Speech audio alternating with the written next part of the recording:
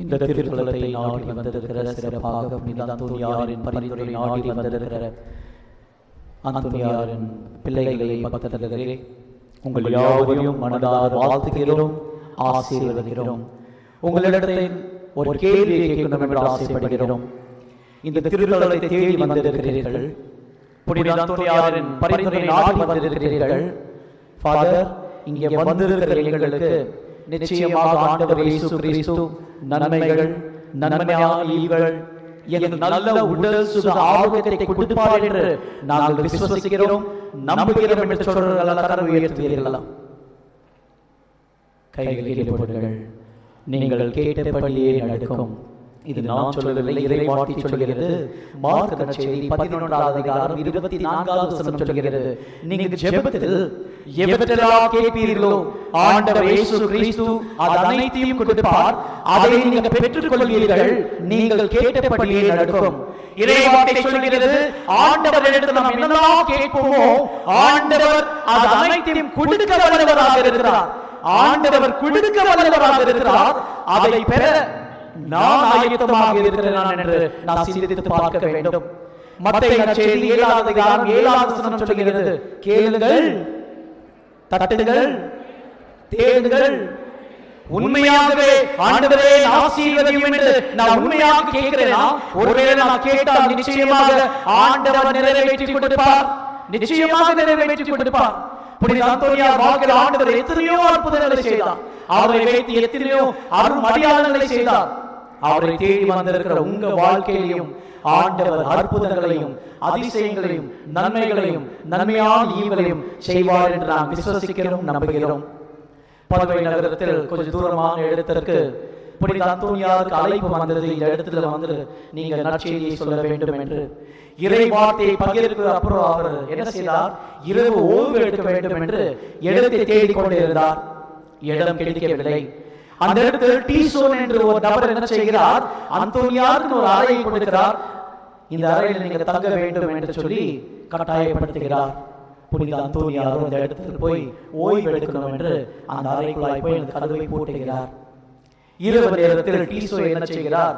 சரி, அந்தோனியார் என்ன செய்கிறார், அந்த அறையை நாம் பார்க்க வேண்டும் என்று அப்படியே நடந்து வெளியே வருகிறார். வந்தோடனே பார்க்கிறார், அந்த புனித அந்தோனியார் இந்த அந்த அறையிலிருந்து ஒரு வெளிச்சம் ரொம்ப அதிகமாக இருந்தது. அது பார்த்தோன்னே ஒரு அச்சம், ஒரு பயம் அவருக்குள்ளாய் வந்தது. ஐயோ, அந்த அறைக்குள்ளாய் ஏதாவது ஒரு விபத்து நடந்ததான் என்று ஓடி என்ன செய்கிறார்? அந்த கதவை ஒடிச்சு உள்ள போகிறார். அவர் பார்க்கிறார், அவருக்குள்ளாய் ஒரு சந்தேகம், ஒருவேளை ஒரு விபத்து நடந்தால் இந்த புனிதருக்கு என்ன ஆகும்? ஏனெனில் எல்லாருக்கும் தெரியும், புனித அந்தோனியார் வழியாக ஆண்டவர் அடையாளம் செய்து வந்தார். இந்த புனிதர் இல்லையென்றால் நாங்கள் எங்கே போக வேண்டும்? எங்களுக்காக யார் பரிந்து பேசுவார்? எங்களுக்காக ஆண்டவர் யார் பண்ணுவார் என்று ஓடி வந்து கதவை உடைத்து போகிறபோது அந்த இடத்தில் விபத்து நடக்கவில்லை, மாறாக அந்த அறை முழுவதும் ஒரு பிரகாசம் இருந்தது, ஒரு வெளிச்சம் இருந்தது. அதை பார்த்தோன்னே இந்த டீசோ என்ற நபர்களாய் கண்ணில் தண்ணீர் அப்படியே வடிந்தது. முழங்கால் படிட்டு கரம் உயர்த்தி ஜெபிக்க ஆரம்பித்தார். ஏனென்றால் அந்த இடத்துல ஆண்டவராகிய இயேசு கிறிஸ்து குழந்தை வடிவில் அந்தோனியார் கையில் இருந்தார்.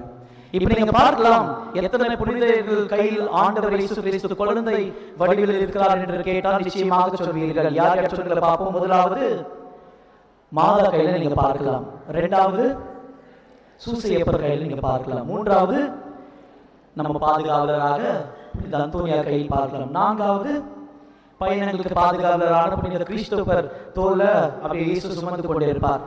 பாருங்கள், எதற்காக ஆண்டவர் இயேசு கிறிஸ்து அந்தோனியாருக்கு குழந்தை வடிவில் தோன்றினார் என்றால், அந்தோனியார் ஆண்டவரின் வார்த்தைக்கு ஏற்ப வாழ்ந்து வந்தார். யாரெல்லாம் ஆண்டவரின் வார்த்தையை சுமப்பார்களோ ஆண்டவர் அவர்களை சுமப்பார்.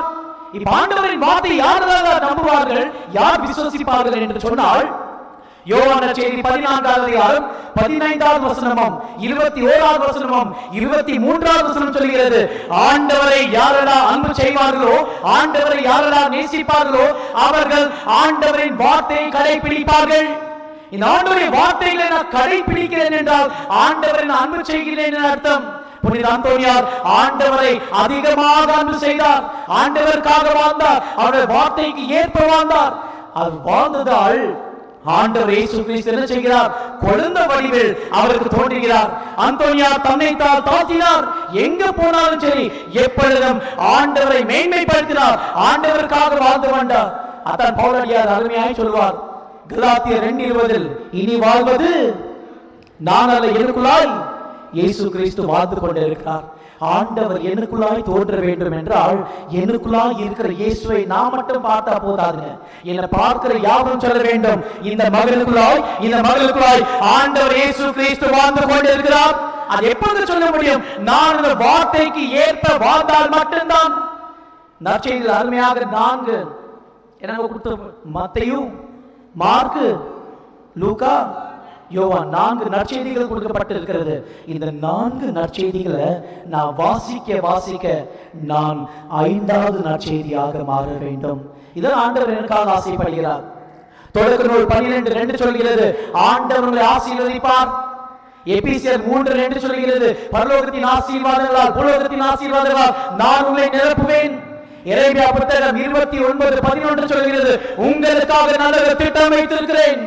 தொடக்க நூல் 28:15 சொல்கிறது, உங்களுக்காக வகுத்திருக்கும் திட்டங்களை நிறைவேற்றும் வரை ஒருபோதும் உங்களை நான் கைவிட மாட்டேன் என்று சொல்கிற ஆண்டவர் நிச்சயமாக உங்களையும் உங்க பிள்ளைகளையும் உங்க குடும்பத்தையும் ஒருபோதும் கைவிட மாட்டார்.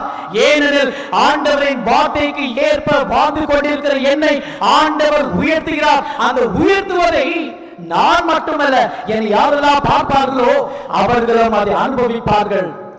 எனக்குள்ளாக இருக்கிற ஆசீர்வாதத்தை நான் அனைவருக்கு கொடுக்க வேண்டும். அதுதாங்க புனித அந்தோனியார் செய்தார். அவர் ஆசீர்வாதங்களை நிறைவாக பெற்றுக்கொண்டார். அந்த பெற்றுக்கொண்ட ஆசீர்வாதத்தை பலருக்கு கொடுத்தார்.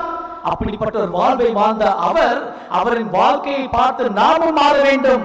ஆண்டவர் எனக்காக திட்டங்கள் வைத்திருக்கிறார், தரிசனங்களை வைத்திருக்கிறார், ஆசீர்வாதங்களை வைத்திருக்கிறார். ஆனால் பல நேரங்களில் இந்த திட்டங்களையும் ஆசீர்வாதங்களையும் தரிசனத்தையும் என்னால் பார்க்க முடியாத சூழ்நிலை. ஏனென்றால் என் பாவங்கள் அதற்கு தடையாக இருக்கிறது. எசேயா புத்தகம் 59வது அதிகாரம் 2வது வசனம் சொல்கிறது, என் பாவங்கள் தடையாக இருக்கிறது. அந்த பாவத்தை விட்டு நாம் விலகுகிற போது ஆண்டவர் ஆசீர்வாதங்களை எனக்குள்ளாய் நிரப்புகிறார். யோசேப்பு என்ன செய்கிறார்? போத்திபேரின் மனைவி எப்படியாவது யோசேப்பை பாவ நிலைக்கு கூட்டிட்டு போக வேண்டும் என்று காத்து கொண்டிருந்த அந்த நிலையில் யோசேப்பு அந்த பாவத்தை விட்டு ஓடுகிறார். நான் எழுத வாசிக்கிற போது தொடக்க நூல் 32வது அதிகாரம் 2வது வசனம் சொல்கிறது, ஆண்டவர் யோசேப்போடு இருந்தார். யாரெல்லாம் ஆண்டவரின் வார்த்தைக்கு ஏற்ப வாழ்வார்களோ கடவுள் அவர்களோடு இருக்கிறார். அந்த இருப்பதை மற்றவர்களும் பார்க்க வேண்டும்.